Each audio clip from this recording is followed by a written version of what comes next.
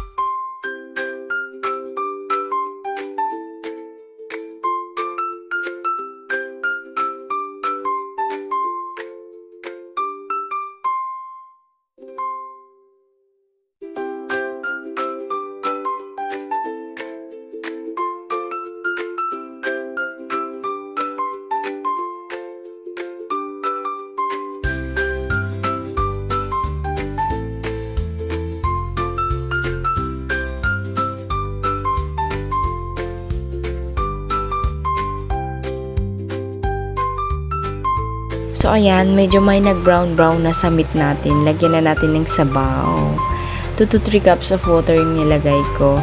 And then, hintayin natin tong mag-boil para unahin natin ilagay yung gabi. Kasi, syempre, yung gabi yung medyo matagal maluto. So, yan, ilalagay na natin yung gabi and then, antayin natin maluto.